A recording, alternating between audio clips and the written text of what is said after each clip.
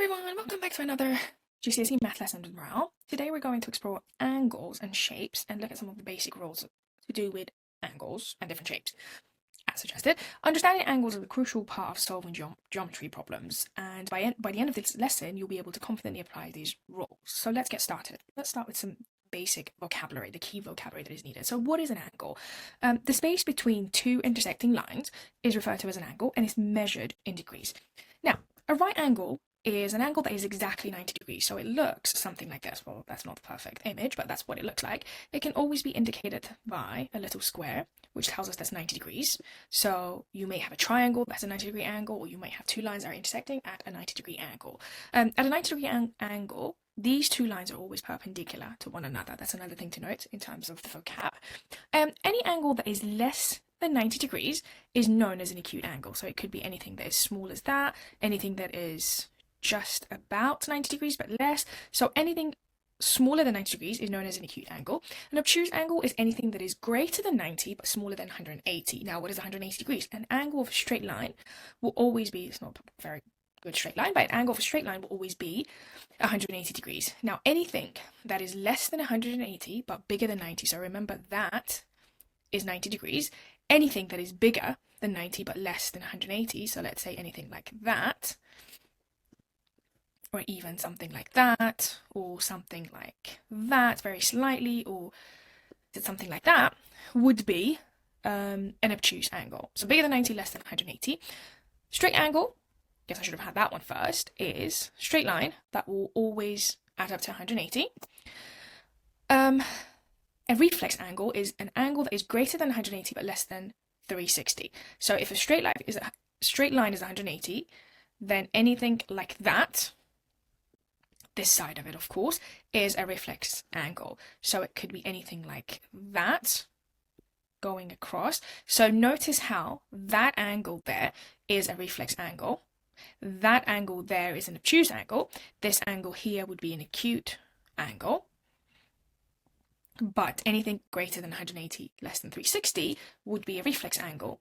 And then an angle around a point or a full circle would be 360 degrees, which is what we're going to go over here now. So the basic angle rules. Angles of a straight line add up to 180. So if you have something like this, these three angles would add up to 180. Angles around a point will add up to 360. So a full circle like that would be 360. So let's say you have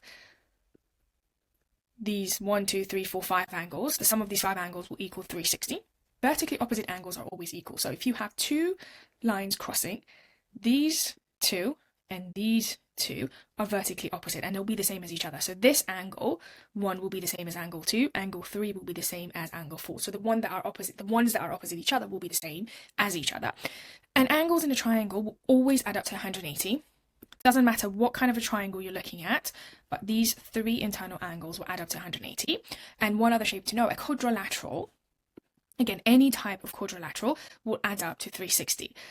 One thing that I like to always mention, if you have a shape, doesn't matter what shape it is, if you have an irregular polygon or whatever it is, think of how many triangles can you fit in there. I can split this into two and fit two triangles.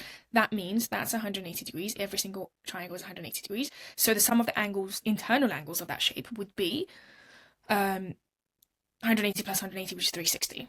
But that would apply to any shape. But remember, the sum of the interior angles of a quadrilateral will always be 360 degrees. Those are the rules worth knowing. Now, let's look at some example. Okay, find the missing angle. Okay, so look at the shape. We have a straight line and we have two angles. That means the sum of these two angles, so 121 plus W, will equal 180. So if I want to find the size of W, I'm going to do 180 minus 121. We can't subtract 1 from 0. We borrow from 8, that becomes 7, that becomes 10. 10 minus 1 is equal to 9, 7 minus 2 is equal to 5, and 1 minus 1 is equal to 59. So that is equal to 59 degrees. Next, we have a triangle. It says find a missing angle in a triangle. So remember, the sum of the interior angles of a triangle is 180. So if I want to find, so that means 48 plus 86 plus x is going to give us 180. So if I want to know what x is equal to, I'm going to add these two together, then I'm going to subtract the answer from 180. So 48 plus 86, 8 plus 6 is going to give us 14. We're going to carry the 1. 4 plus 8 gives us 12 plus the 1 is 13, so 130. So 134. So then we're going to do 180 minus 134. That would leave us with what x is equal to. We can't subtract 4 from 0. We're going to borrow 1 from the 8. That becomes 7. That becomes 10. 10 minus 4 is equal to 6. 7 minus 3 is equal to 4. 1 minus 1 is equal to 46. 46, so that is equal to 46 degrees. Now, to always double check your answer, what you can do is add these three together again and see if you get 180. If you don't, that means there is a mistake and you go back and double check your answer. Let's look at the next example. Okay, we have an isosceles triangle. It says find the missing angle in the triangle. Now, the thing with isosceles triangles is the sum of the interior angle is still 180 as before. That doesn't change. That's to do with any type of triangles. However, when you have an isosceles triangle, you have two of the sides which are the same length as each other, right? The two sides which have the same length as each other also have the same angles. So if this is the same as this, lengthwise, that means this angle is the same as this angle. So that means this is equal to 35 degrees. So if we want to find the value of x, we're going to add these two together. Whatever we get as the answer to that, we'll subtract it from 180. So 35 plus 35. 5 plus 5 gives us 10. We carry the 1 over. 3 plus 3 gives us 6. Plus the 1 is 70. So the sum of these two angles is 70. We're then going to take 70 away from 180, which you can really do without a calculator. But 0 take away 0 is 0. 8 take away 7 is 1. 1 take away nothing is 1. So 100. So that angle is equal to 110. Can I just mention one thing? These diagrams are not drawn to scale. So sometimes that does not look like it's an angle bigger than 90 degrees. It doesn't look like an obtuse angle, but we have mathematically proven that it is. So never let the shape throw you off in terms of what answer you've got. If you kind of in doubt, double check. 110 plus 70 does give us 180. So the internal angles of a triangle do add up to 180. So that is correct, although that is not the best image. So don't let the image throw you off, because almost all these images are not drawn to scale, so don't let that throw you off. Let's look at the next question. Okay, find the size of angle A and B. Okay, so we've got two lines that have crossed each other. That means we've got vertically opposite angles. So if this is equal to 104, that means angle A is also equal to 104, right? We got the first one. Now we're looking for angle B. So if this is 104 and this is 104, and the total angle, the sum of the four angles here, there's a point around the circle, full circle, so that means the four of them added together should give us 360. So first thing we're going to do, we're going to add these two together, and then we're going to subtract it from 360. Once we do that, whatever answer we get will be a representation of these two angles, the sum of these two angles. So let's get started. We're going to do 104 plus 104. 4 plus 4 gives us 8. 0 plus 0 is 0. 1 plus 1 is 208. Many of these you might be able to do without writing it like this, so don't feel like you have to go with the column method. I'm just, for the sake of clarity, doing it this way. Right, then we're going to do 360 minus 208. So we're going to take away 8 from 0, so we're going to borrow from the 6. That becomes 5, that becomes 10. 10 minus 8 gives us 2. 5 minus 0 is 5. 3 minus 2 is 1. So angle B and this angle opposite, will add up to 152. So if I want to know just the value of angle B, then all I need to know is these two are equal to each other. So I'm going to take 152 and I'm going to half it. So 152 divided by 2. 2 goes into 1 0 times. We carry the 1 over. 2 goes into 15 7 times. We have a remainder of 1. 2 goes into 12 6 times. So angle B is equal to 76 degrees. This angle will also equal to 76 degrees. So if you add 76 to 76 to 104 and 104, the sum of those angles should be 360, and that's how you can double check your answer. So angle B is equal to 76 degrees. Right? Hope that makes sense. Let's go to the next question. Okay, so it says find the size of angle Y.